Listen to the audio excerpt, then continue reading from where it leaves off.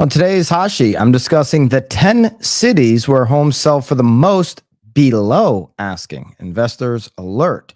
The first year-over-year improvement in housing affordability since 2022, and the last week's mortgage application data is out. We will go through all of that. Today is Wednesday, September 5th, 25th, 2024. I'm Byron Lazine, and the Hot Sheet starts now.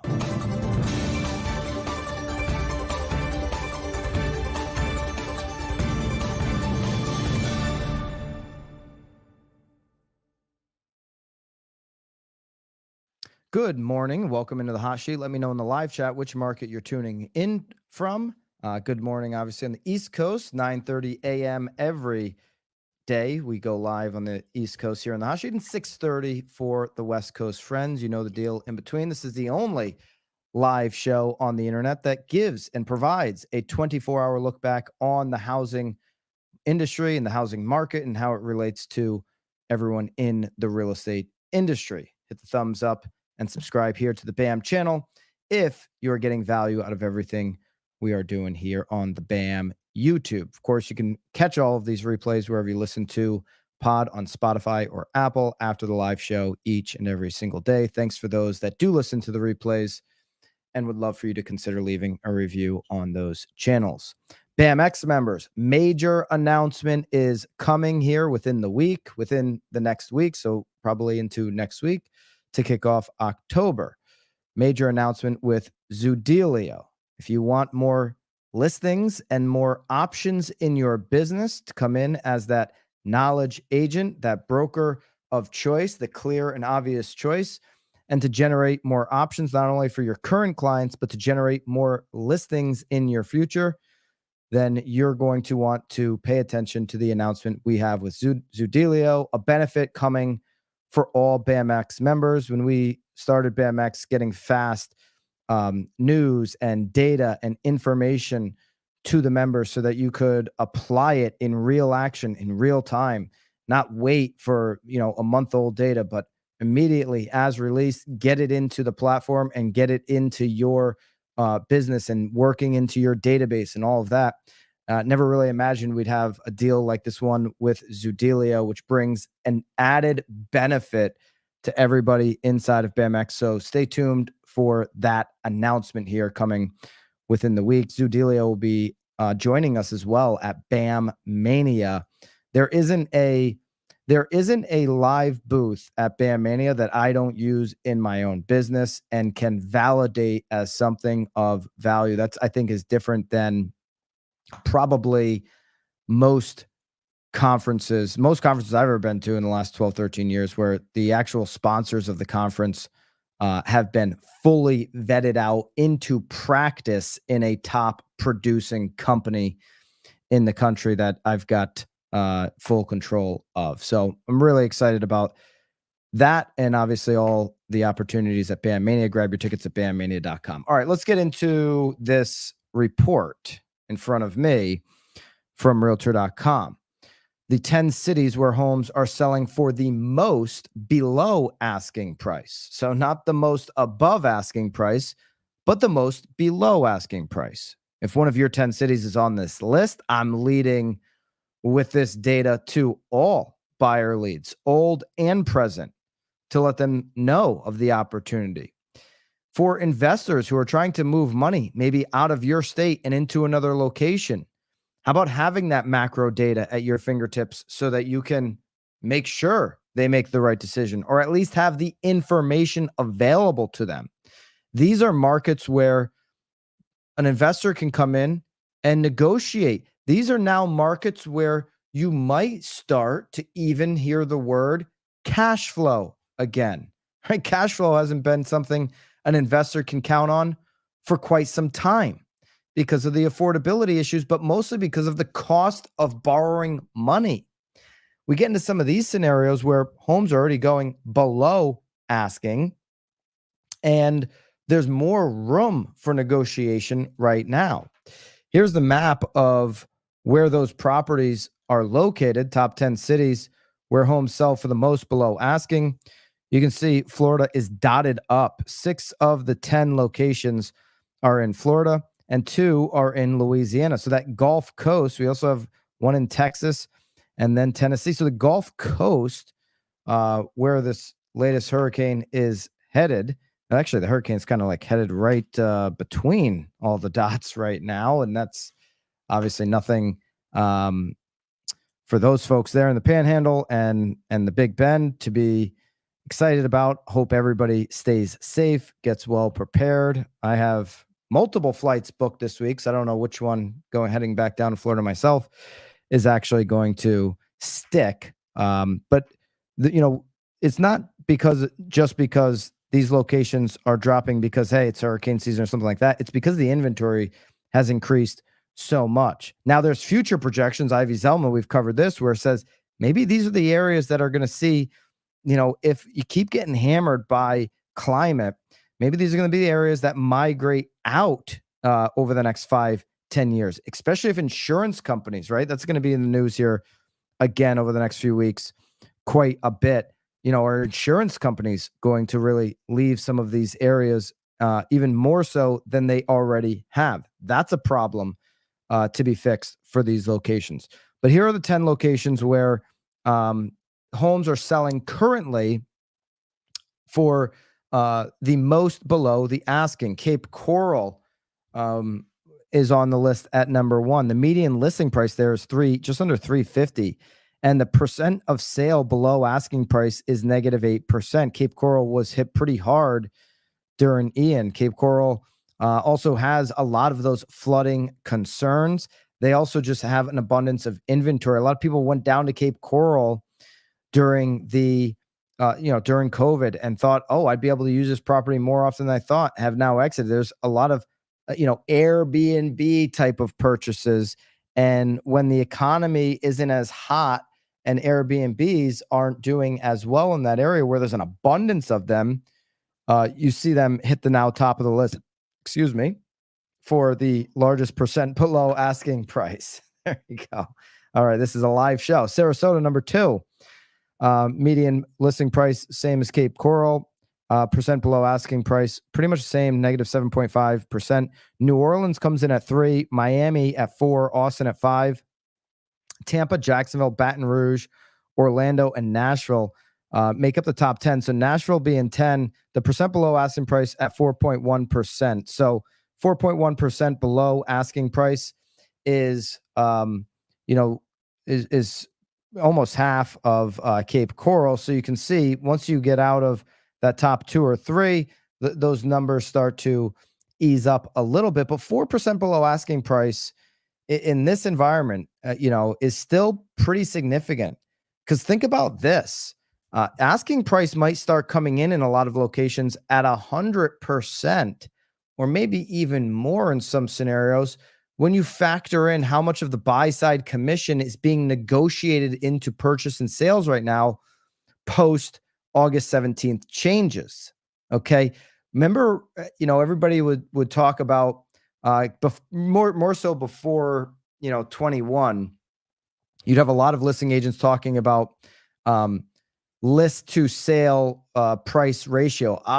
My homes that I list get 100% of list price or 101% of list price versus, the MLS at 98% of list price. Then everybody was getting 100%. So that wasn't that valuable of a stat. But, unless you were doing 105 while the MLS was doing 100, right? You want to show the difference. And this is a number of great listing agents poll, the difference between what you're getting for your clients versus the MLS. It kind of puts everybody into a category. Hey, everybody's average. Here's how I excel. Everybody else average. Here's where I'm at, right? So to be 4 and 8% in now an environment where, and this number probably be, having an update here in about 60 days as you see more of this, an environment where you see a lot of buy side commission being included now into the purchase and sale. I expect those numbers to hit 100% or more in the future. I don't expect a lot of MLSs to be sitting at 97%. Now, Cape Coral is sitting at 92% overall. So it shows you how much that market has shifted since 21 and 22, it shows you that there's probably still more room for a downward movement there, and an inventory continues to climb in that area. The biggest reason, according to Realtor.com, is that housing inventory in Florida. It's not the climate and some of these other issues that no doubt they are faced with. But that inventory right now, so look at this. In March of 2022, there were fewer than 36,000 homes on the market in Florida. Okay.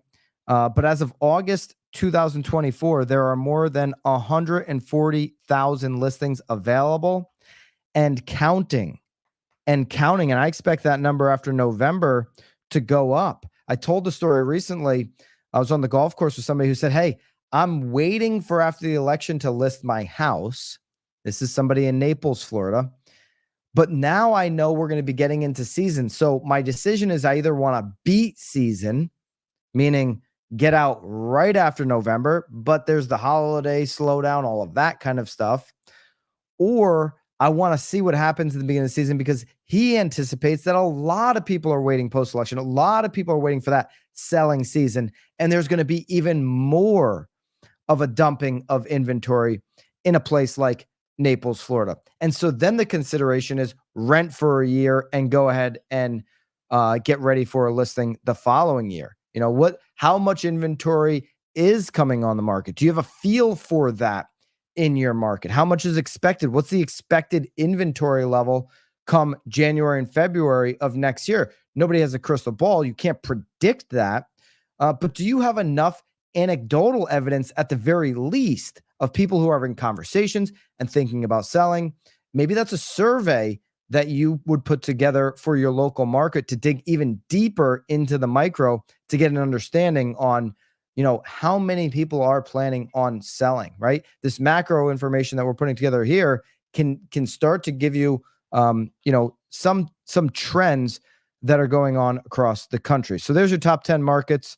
If I'm in one of those 10 markets, if I'm a feeder into those one of those 10s, or if I'm working with an investor, all relevant information, we'll have all of that linked up for you, as well as the graphs inside of BAMX, where you can get the fastest access to data and information that you can put into action in your business, as well as all of the done for you content that we release every single Friday. Use code HOT to get into BAMX. Not to get inside. That sounded a little bit weird, but to get in BAMX today, use code HOT to get 10% off.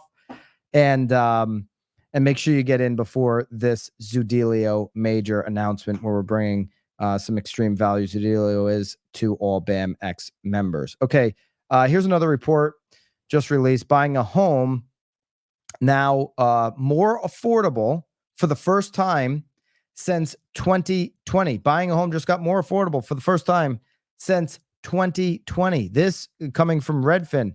And this is actually a double down on a report that was just released in the last 30 days. So we're starting now in the low sixes to see that, hey, it makes more sense to go out and buy than it does rent in some markets. There's still majority of markets where it's a more favorable conversation on the rent side, but we're starting to see it lean back the other direction. We all know long-term what the right direction is when you're talking about a buy versus rent analysis, right? If you're going to be in the same spot for an extended period of time, and we're talking 10 years, the average of what people stay in their homes, the clear option is the only option. It's to buy.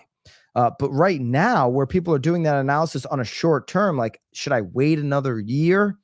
That data is starting to flip back to buy at a time when you're seeing inventory increase, and we're in the low sixes, and we're in that winter season where you can get more of that negotiation, like the 10 markets I just showed. Especially, there's an opportunity and window here for buyers that will close when we get to next spring.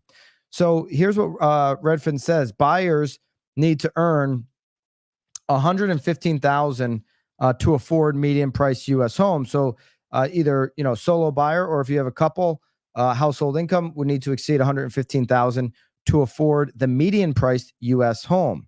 That's the income required to keep home payments affordable with a 15% down payment. A home or listing is considered affordable if its corresponding monthly payment is no more, we talked about this yesterday, no more than 30% of the monthly earnings. That includes utilities in that 30%, if you want to be precise. Okay, so this 115,000 is now below the recent peak of up over 122,000, and you see the deceleration on income required year over year. Okay, now we're at actually negative 1.4% now for the first time since 2020. Okay, income required. Your income could have gone down for the first time since 2020. In 23, it would have needed to go up over 50% when you look at that year over year increase. So, yeah, is income required much different than what it was in 2012 after the great financial crisis when the entire economy and the housing market had melted down? You only need $40,000 to go out and buy a home. Yeah, it's a much different world in a lot of ways than 2012. I think we can all agree on that. But it is now starting to trend in the right direction as inflation is getting under control, as some of these other elements of the economy are starting to straighten out finally, right? And certainly the 30-year fix has had the biggest impact on that outcome, okay? Texas, in fact, is home of 3 of 5 metros that saw the biggest drops in income needed to afford a home. So these areas where inventory, again, are really increasing. You got that with the more opportunity to negotiate. And then as well as Laura's going to pull the chart here from BAMX. Absolutely great way to educate your clients. But where inventory is increasing, obviously, and there's more opportunity to negotiate, some of these markets you're seeing biggest drops in income also needed to afford a home. San Antonio would be on that list. San Francisco would not be on that list. Oakland, but Fort Worth would be on that list that I just described. They're all on this particular list.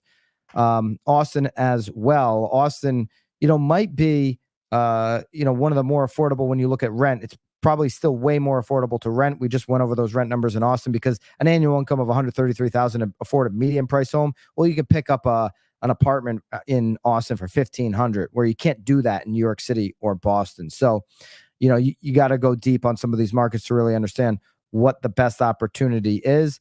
East Coast is home to 4 of the 5 metros with the biggest increases, though, in income. Why? Prices are getting pushed up there because of the lack of inventory. You got Philly on the top 5. You have Chicago in there as the one outlier of not being Northeast. Nassau County, New York, Providence, and New Brunswick, New Jersey. Going into some of the list here on some of the 50 most populous metro areas pulled in August 2024. Anaheim, you need 300,000 plus to afford a median priced home. Atlanta, you only need 105,000 to afford a median priced home. Austin, you need 130. I say only 105,000, but it's in Atlanta below the national average of 115,000. So when you look at Anaheim, you need 300,000. Wow, what a world that is. Austin, 133,000. Baltimore under the national average at 106,000. Baltimore was under the national average. Boston's at 200,000. And I expect if there's any Boston agents, I would be curious if you agree. I expect that Boston number to move up in the future. It just continues to get more expensive in Boston. Charlotte, North Carolina, 105,000. And that's an area of massive growth. Obviously, Chicago, interestingly, is under the national average, 109,000. Cincinnati, 81. Some of the ones that stick out as still real winners for affordability would be Cleveland, Detroit. You need lower incomes there, 68,000, 55,000, respectively. Los Angeles, you have 236,000. Minneapolis, 107,000. Nashville, 116,000, right at basically the national average. New York City, you've got 210,000. Orlando, 109,000, almost at the national average. Pittsburgh at 69,000. Philadelphia at 82,000, Portland at 151,000. Wow. San Diego 235, San Francisco 381, San Jose 402. It gets kind of crazy. West Palm 130, DC 153. You can pull the rest of the 50 if you're interested in that. We'll have that all linked up inside of BAMX, as well as the chart that Laura referenced that you can use and put into action into your business immediately. All right. Best news of the day, maybe of the week, as it relates to mortgages. Best news in years, I would say. So mortgage application data was released this morning. Mortgage applications increased by 11% from the previous week.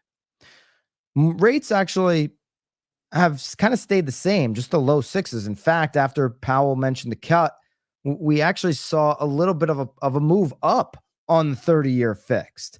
So the 11% increase from the previous week isn't just the fact that we're at the lowest level of 30-year fixed since February 2023. We've been able to say that now for more than 2 weeks. It's also just a consumer consensus around how they feel about the economy. If you ask, an everyday consumer today, who has some basic knowledge of, the fight against inflation and what Jerome Powell's decision was last week, more of them than not are going to say they feel better right now overall than they did 2 weeks ago. So I think the 11% increase on mortgage applications is also driven by that. But here's the better news. That 11% increase on mortgage application means that mortgage applications reached the highest level since July of 2022. Now, these are still low levels, some of the lowest we've seen since 1995. So I'm not saying that we're ready to, pour out any champagne and put the World Series goggles on and do a champagne locker room party. I'm not there or anywhere close to there yet. But again, another indication that we're heading in the right direction, that we could have this housing comeback or the starts of that. Okay. Highest level on mortgage applications since July 22. Keeping in context, when you look at the chart, we're still near low levels that we haven't seen since 1995. Okay. Refinances surged 20% from the previous week. It was up 175% year over year. Refinance applications now make up 55.7% of total applications. So you see refinances starting to really make that comeback, albeit from basically nothing in that department. Purchase index. Okay, here's the other big news. Seasonally adjusted purchase index rose by 1%. Okay, so we want to pull out those refis that we're taking a look at, and the seasonally adjusted purchase index, just people buying homes, that went up 1% from a week earlier. Okay. What I really like is that we're finally on the other side. I showed that chart on Monday where the last 3 weeks we've been kind of flat. We're now on the other side. We're 2% higher than the same week a year ago on mortgage applications. We haven't been able to say that in 2.5, 3 years. We're saying that now, and hopefully this is an indication of not only the rest of the year, at a time of year when you see this number usually drop, but an indication of a spring in 2025 that is going to be robust and really make 24, 23 springs seem like a distant memory. Okay, this is the type of week over week data we need to start having if we're going to get there. Mortgage applications. Here's the Mortgage Banker Association CEO. Applications increasing again to the highest level since July 20, boosted by 20% increase in the refinance. The 30-year fixed rate decreased for the 8th straight week to 6.13. FHA rate decreased to 5.99. The psychologically important 6% level, the Walmart pricing, as I like to put it, of the 30-year fixed, 5.99. The 5.99 sounds so much better than 6.01.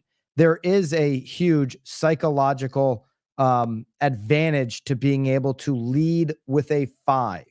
If you golf, all right, There's a huge difference between coming into the clubhouse, having a beer after your round and saying, I shot a 90 or I shot an 89.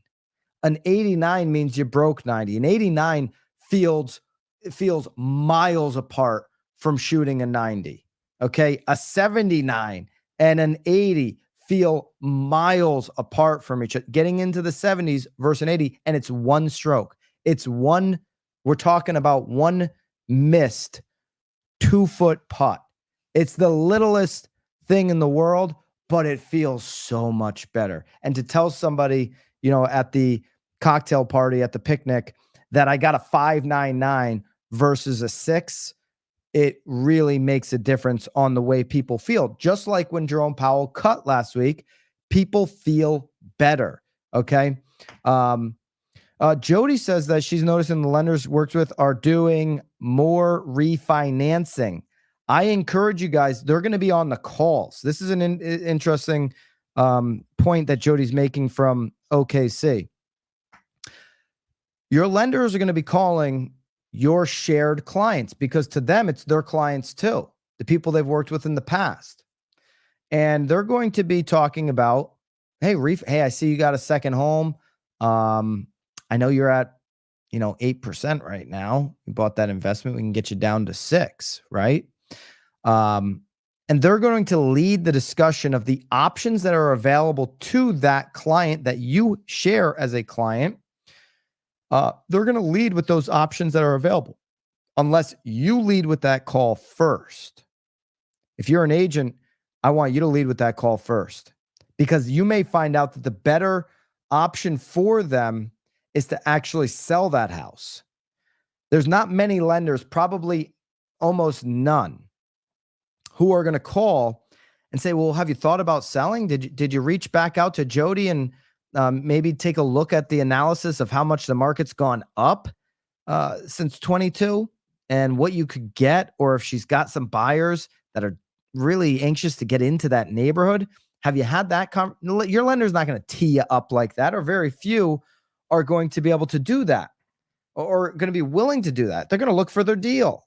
They're going to look for their refinance, coming in as their real estate advisor, their consultant, and saying, hey, we've seen a 175% increase in refinances year over year. That data just came out today.